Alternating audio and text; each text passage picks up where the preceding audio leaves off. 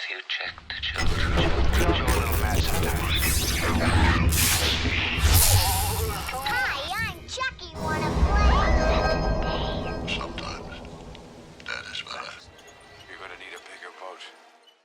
Greetings, Fright fans. Welcome to the Horror Show. I'm Jaime and Fuego. I'm Robert Duell. And we're here doing a Patreon poll winner. That's right, back when Full Moon actually made good movies still. Yeah, we are the talking 90s. Subspecies. The first in what, there were 3 sequels, plus there 4 was, or 5 movies now? well, I think there were 4, and then there was also the Vampire Journals, which was a tie-in together, yep. directed by the same guy as did this, and the other installments, so...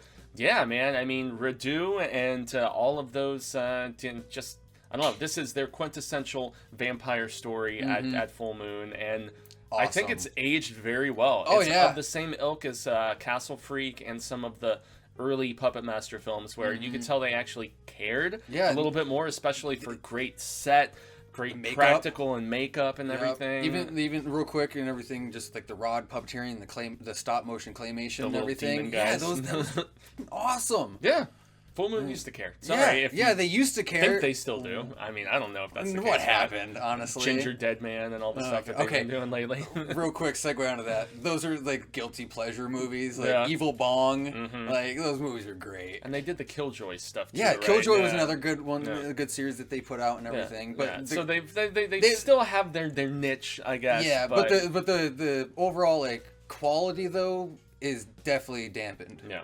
Yeah, significantly. Yeah. But this one, I mean, I love Vampire Tales, and this definitely has it straddles that line of having like an actual evil vampire, and then having like a good vampire. So perhaps as I was saying off camera, this was like kind of a prequel to, or like just kind of.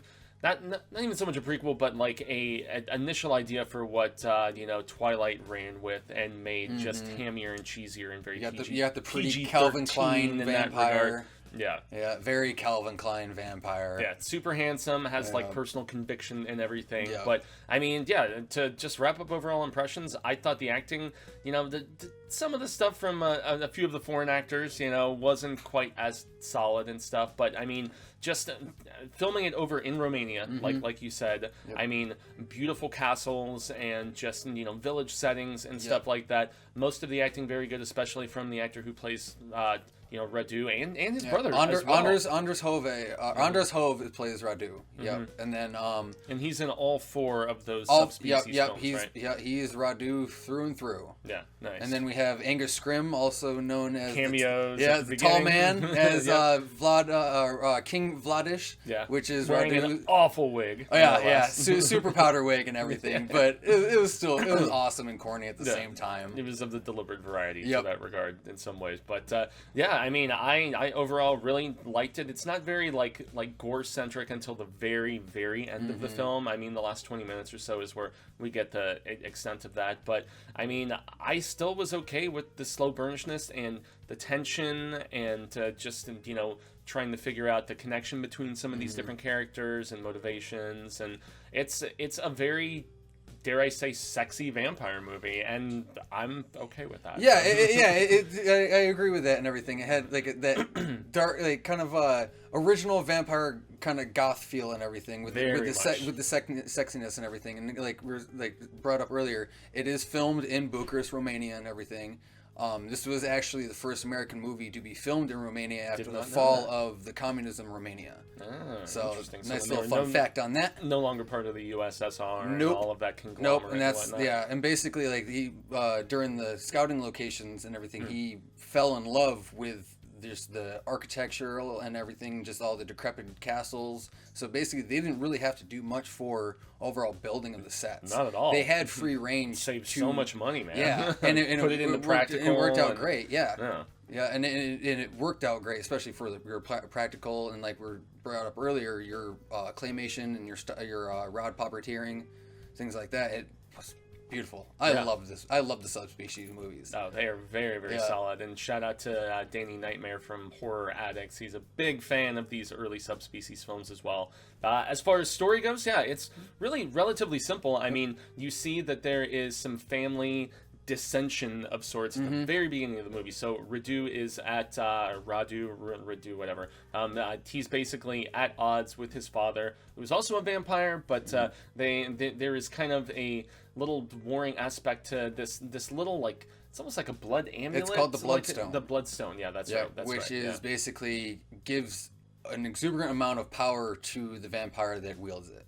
And that's where Radu's bloodlust and his power hunger comes into play. Which is the subtitle of the second film, right? Subspecies 2 Bloodlust. I know it's either the second or the third one that's called Bloodlust. That is number 2. Okay, yeah, I thought so. It's been a while since I've watched these, and I just watched the first one and just remembered how much I really dug it. And the story, simple as it may be, I mean, you figure out what Radu is trying to, accomplish right off the bat, and, all that family tension. And then the flip side of the script is that we also have these two students that are coming out to work on this research project with an old friend of theirs from college.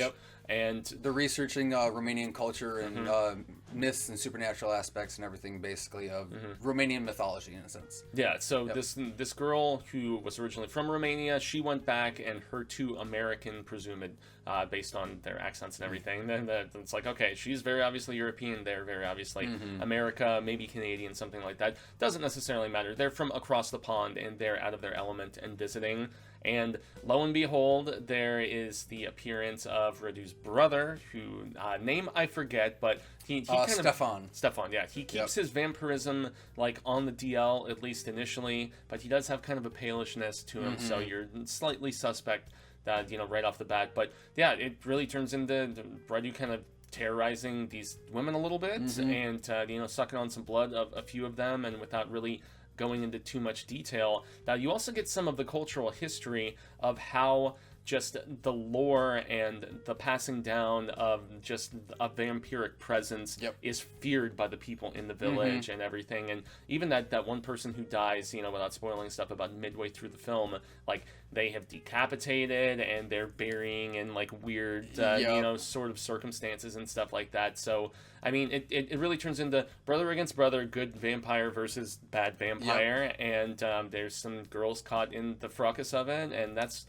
really collateral damage. It's really about the extent of it, Yeah, but no, like you were talking about basically the whole Romanian culture and everything like that is, I thought bringing that, just even filming in Romania in general, because they delved slightly into the original lore of Vlad Dracul and everything like that, and then the old section of Transylvania, Wallachia, and things like that. But no, it's like, oh crap, no. It actually did its accord in actually researching and yeah. and stuff of that. I lost myself on that. No, you're fine. Yeah. But no, definitely. Everything between the set design, acting, things like that were really good for this movie. They did very well, especially like brought up the whole cultural aspect, because you actually see one of their parades at one point during their Day of the Dead. Yeah, in a sense. And it's funny because the one girl is like, "Oh, a parade, it's great," and they're like, "No, it's like a death march." Kind of thing. And that's what the girl like, you guys don't want to go to that. Yeah. And that actually for me had a very Wicker Man type vibe to it. I could see that of sorts as well. I can see that. Where it looks like a joyous experience, and no, it's actually like it's very somber, and despite the kind of misinterpreted gleefulness, I guess you could say, so that's something. But to segue into the acting and get that out of the way, I think Radu is intimidating, and he has a very just nefarious and kind of scary presence of sorts. And the brother is, Stefan has that nice like vulnerability and care and compassion as you would want as the yin and the yang between these two warring brothers and stuff. And well, I don't feel like the girl who of the three friends is native to Romania, presumably, is as good. I mean, she's still not bad, and I feel like the other two friends are solid enough, including Michelle, the main girl, including the love interest with the short hair. Yeah. She's actually quite foxy. I don't know. There was something with women with short hair in the early '90s that I found very I don't know, enjoyable. From like a visual standpoint. That whole like Sarah McLachlan kind of thing that this chick is rocking was kind of my thing. I don't know. Anyway, so all of the ladies are solid enough, although our two visitors from across the pond I think are a little bit better. But yeah, and then all of our bit player supporting cast from the people who actually work at this castle of sorts where they're staying at, and the few instances we get with townspeople engagement, it all feels very ethnic and organic and like of the region and very convincing. It makes me think a lot of the extras were just natives that they were like, hey, let's just throw you out there and work on the cheap and just get that authenticity in that regard. So I can't really talk a lot of smack about any of the acting aside from our one Romanian chick who I thought was not quite as convincing and felt a little more like B-movie horror, but both of the presumed American ladies I thought were very convincing and good. So no, honestly the best part of this movie was Anders Hove as Radu. He's great. I can't picture honestly any other person playing this character. He's very sinister. He is, especially his line delivery and everything. It's because it's a very hissing. Yeah, it's a raspy hiss kind of how he talks, and it's unnerving. And then at one point and everything when he's snapping off his fingers and whatnot to create his little demon guys. And I love the long fingers, man. Yeah. Anytime it's very Nosferatu, when you've got those long fingers, and I just dig the hell out of that look for a vampire. because again it goes back to he's the pure evil of the brothers and everything. So why would he have those beautiful looks, kind of thing? There's no goodness in him. Yeah. So why would it be outwardly reflected then? Exactly, yeah, versus his brother Stefan and everything like that. Which honestly, both of them played very well off with each other and everything. They actually kind of felt like they did have a animosity towards each other, which was, I thought, a very good dynamic with them. Solid duality. Yep. Yeah, for sure. Absolutely, man. And it's got a very kind of rustic score as well, which I appreciated, and even sound design of the cracking of those fingers and stuff. And that was one of the cooler parts and everything. Just the simple sounds of just the bones breaking, or just even just during your main battles and everything like that, or just the attacks and things like that. Oh yeah, and even the slight slurpiness that we get when a few people finally do get bit in the third act and everything. I mean, that was very effective from a sound design and standpoint and approach and everything. The hissing still bugs me with vampires. Really, I don't understand why they have to hiss. I don't know. It was a deliberate thing here, very much so in his line delivery. It was and everything, but I'm just because it wasn't a post-production thing, obviously. No, it was a very deliberate aspect to his approach to the dialogue. Yeah. Oh no, I'm assuming he was. I'm not talking about Anders Hove and everything in general. I'm talking about basically when you see others come into play and whatnot, and even on their attack. You have to assume some of these women are probably going to get turned into vampires. Okay, we're not going to say who, and to keep it spoiler free and that's all, about in all that basically regard. But I mean, male vampires typically drink on the ladies, and so inevitably a few are going to turn. And yes, there is the kind of thing. That's what I'm talking about. Especially in a post What We Do in the Shadows world where it is made fun of so much, man. Yeah, when you're trying to be serious, don't. It's come on, man. You got a hairball? And they're shit. And they're totally directed to play it up like that, too. Yeah, because they're supposed to be, that old kind of, I wouldn't say necessarily Victorian area and everything, but it has some of those sensibilities, though, man. I mean, there's almost kind of an avant-gardeness to this particular story, and just very of eras far beyond, like reaching way back, man. I mean, just old the fact Romania. I mean, being in these castles alone, it just shows that they are definitely going for hundreds of years in the past, if not more. And it does factor in very heavily. But oh boy, what else?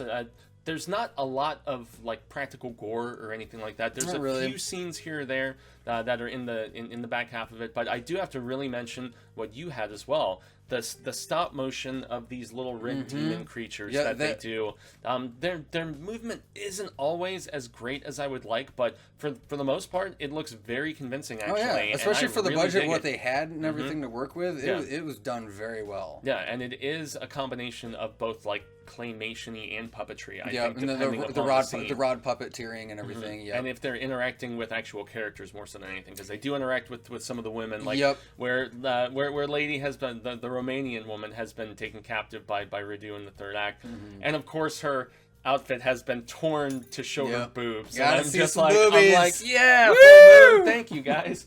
Yeah, very, What very what deliberate. vampire movie isn't complete without a set of titties? You know? No, I can concur with that sentiment, and respect to all kinds of ladies Yeah, out yeah, there. But you you know, know that it's a trope. It was very much a trope in horror, especially in the 80s and 90s. Just the over sexualized, especially the vampirism. You have to have the everything. nudity in there, and that was it's kind of become a lost thing in the post 2000s world, and of course with Me Too and things of that nature, it kind of makes sense, the objectification not being ultimately necessary and stuff like that, because it's not like you're really showing dongs or anything. But but that anyway. that was a nice thing about like the vampire lore and everything, is the overtones of like the sexual lust and desire and everything like that.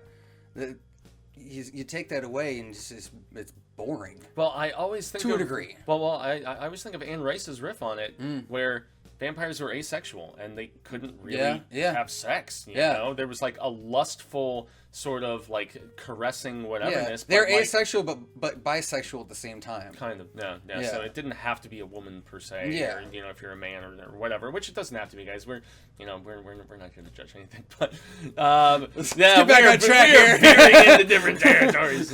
But paddle on back over. I know. But long story short, man, I dig the hell out of this film, and I actually want to rewatch at this point the rest of the series, because I saw it as a kid when back as a kid in the 90s, the big series from Full Moon were basically Puppet Master, Trancers, and Subspecies. Those were the ones that got to watch the Trancers. Trancers are fun, man. Tim Thomerson, that's my dude. They're sci-fi. Rick Bardo. Sci-fi with comedic elements and stuff. And I mean, shit, Helen Hunt's in the first two of them before she did Mad About You, which is kind of crazy. Oh, so shit. That was some of her earliest work. But yeah, Subspecies, definitely, it's up there with the very best that was ever put together by Full Moon. I mean, which really for me is like Puppet Master 2 and Castle Freak, and it's really tough to think of anything else that is as much on their, like, I don't know, proverbial like, I don't know, Mount Rushmore of horror, so to speak. Yeah, honestly, I'm trying to think of a fourth entry. They really like the late 80s and like mid to mid 90s, I think, was Full Moon's peak of their production. It was its heyday, and it was in the midst of the whole VHS boom and everything too, which makes ultimate sense, for that. I still remember the video zones that would be at the end of every single. It was like behind the scenes. I still remember like the cover like of 4, Bloodstorm, because that was actually the first Subspecies movie I watched. Oh wow, was number 4. Oh really? Yeah, on TV. And then you got Anders Hove and everything. Just like, on cable, right? Yeah, like when I first saw him in that vampire makeup, it blew my mind as a kid, because I thought he was scary as shit. Yeah. And then went back and everything and watched all the other ones. Like, this guy's great. This whole series. Yeah. It makes you sad that they stopped at 4 and then. Yeah. Well, they are trying to get a new one going and everything. Yeah, they are trying to get a new Subspecies out with Anders Hove coming back as Radu. Okay, well, because I know Vampire Journals came out after those first 4 films, if I'm not mistaken. And I want to say it was more like a spin-off, though, right? I mean, it just tied in with the lore. Yeah, but I want to say it fell in between the 3rd and the 4th one. Maybe it did. I can't say. I believe so specifically. So. Don't quote me on that. Yes. Well, bottom line though, this is one of Full Moon's best back during their proverbial heyday, as Robert said. So yeah, gracias. Thanks very much, Fright fans, for tuning into this. I have been Jaime Fuego. And I've been Robert Duell. Yeah, and check out the Patreon link below if you would like to contribute to these poll selections, if you want to request something specific like a feature to review, commentary of sorts, and we also do have our boogie box, which is very badass if you want to be one of the prime contributors to the channel here. So yeah, I guess that's going to be the end of the proceedings for today, everyone. So you know what to do. Remember, stay scared.